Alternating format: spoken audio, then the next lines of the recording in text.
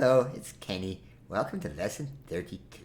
In this lesson, I'm going to teach a piece by this man over here, Mr. Friedrich Burgmuller, who lived from 1806 to 1874.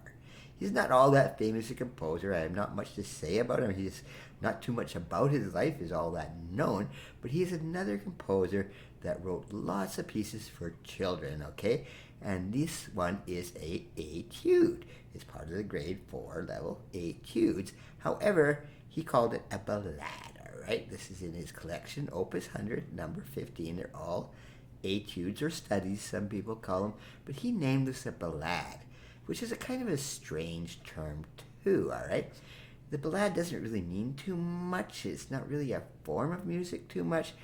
It used to have something that might have had a story attached to it. This one doesn't have anything in particular, but you could invent a story to go along with it. It's certainly dramatic enough for that, all right?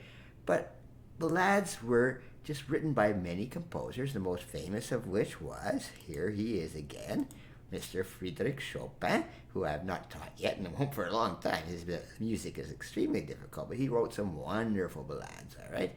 But also in ballades, sometimes if you hear it in even today's music, a ballad, for example, it usually means a slow song. All right, so there's no real firmly defined meaning for what a ballade is. Now, I will teach this Etude by Burgmuller. It's got a few little things that are tricky technically.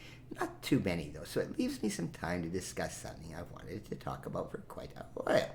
And that's this thing called dynamics.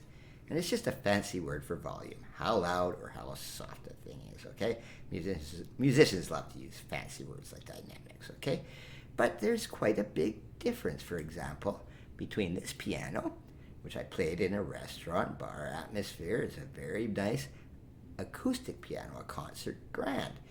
And it's actually quite different to play volume-wise. An acoustic piano is hammers hitting strings, okay? There's no electricity to it at all, okay? Whereas this one, where I was playing in another bar restaurant, okay, but this is the one that I use for making these videos, this Yamaha Electric, and it has its own features too, and there's quite a big difference when you have to think about the volume between an acoustic piano and an electric piano, and I want to try to clear that up in this lesson. But before I teach this lesson, as always, I will play you Burgmuller's Ballade.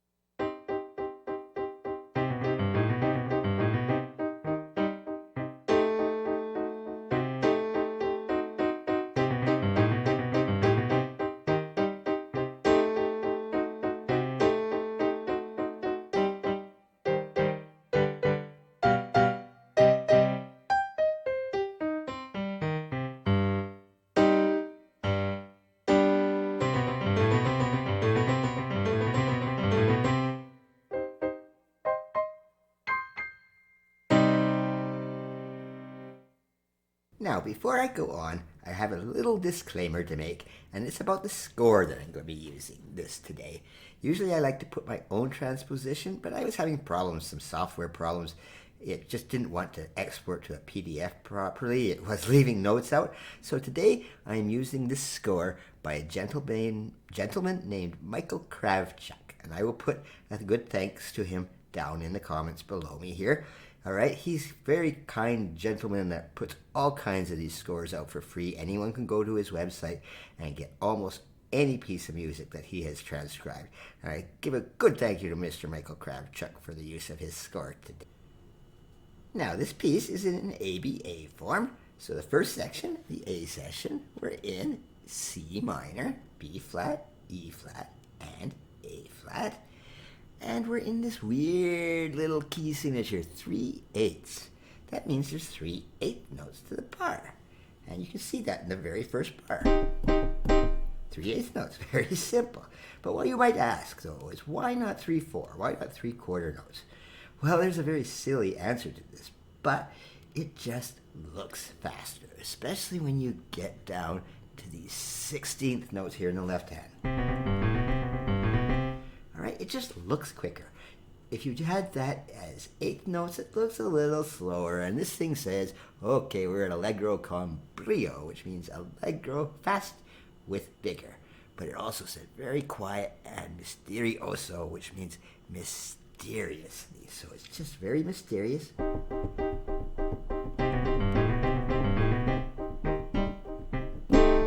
And it gets a little bit surprising there. This thing's called a sforzando. It just means play it quite louder, all right? The rest of it's still piano, but that one is loud.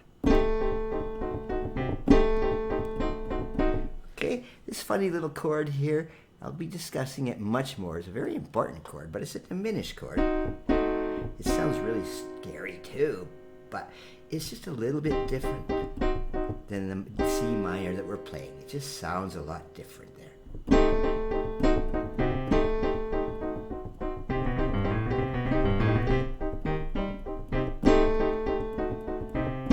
Okay, that just continues there. It just actually kind of repeats itself 2 times.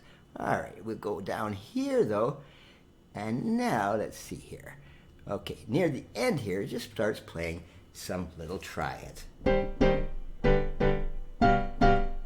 really even triads. They are triads, but they're separated within the 2 hands. Okay, and then it comes down to this thing. And what is that? Well, if you've been playing your scales again, that is arpeggio. Remember? That's just an arpeggio, part of the melody. In that case, I played it all with right hand. You can do that, or you play the whole thing here. Do it with your left hand if you want, or to make it even easier, do both hands. And then we just get some little chords to end off this section. And these are all stressed. All right, those stresses, that's what those little hats on there. Just make sure they're nice and stressed.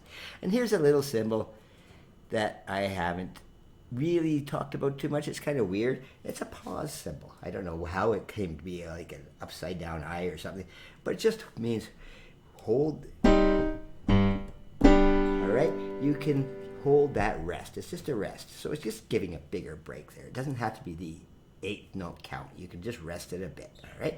Because you want to move into the next section, which is quite different. Now, Mr. Burgmuller, for the second section of this piece, has changed the key completely from C major to C major. No flats, no sharps. All right, and this second section is just very simple. It should not be part of an etude, really. It's very simple, but it's just a nice little waltz.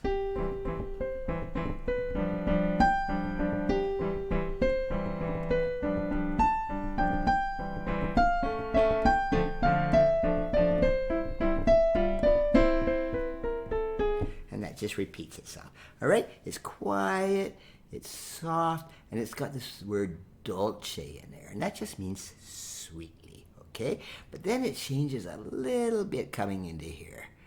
Okay, what's happening here is it's going to make what's called a transition. All right, so starting here, you got these A flats, which are not part of C major, but what's happening is here.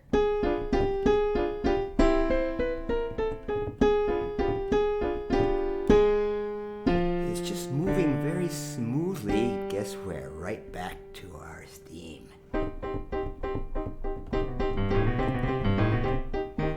Just completely transitioned. You can hardly tell that he's changing keys, but he does it wonderfully by using that A flat and right back into our exact same theme here. Now, the only thing different with, nothing wrong with it, different than section A here is the ending. At the very ending, Mr. Burgmuller has a bit of fun with us, okay? What's he do here? He puts this whole thing in two hands, all right? Instead of, he has the right hand doing the same thing. 4 times, all right? Not too hard at all. The right hand is exactly the same as you would be playing a C scale, all right? Nothing too difficult. And at the end here, all he does is has these little chords. And ends with a big, big wallop at the end. And that's actually the whole piece. Okay? Now, dynamics, as I mentioned in the introduction, is just a fancy word for volumes, all right? And this piece goes dramatically from forte. Remember, we started this mysterious stuff in piano. I don't have the P in there. It's somewhere in the rest of the score, but it's quiet. All right? But then the opposite of piano is this F. That means forte, all right? Which means loud, all right? So you want to play it louder. And in between them, you can sometimes see something like this. It looks like a big math lesson sign, or big increasing sign, actually. All right, so it means slowly get louder. Okay, and you can see it oppositely. If it goes the other way, it slowly get quieter.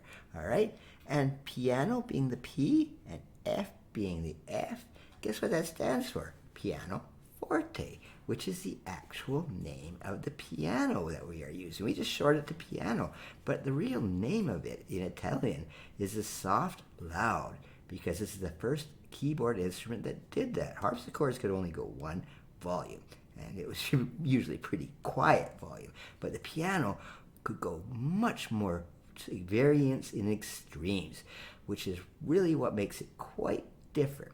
And why an electric piano and an acoustic piano is quite different volume-wise? Well, electric, you just don't have the same control. This is still a pretty good piano, all right? I can play quiet,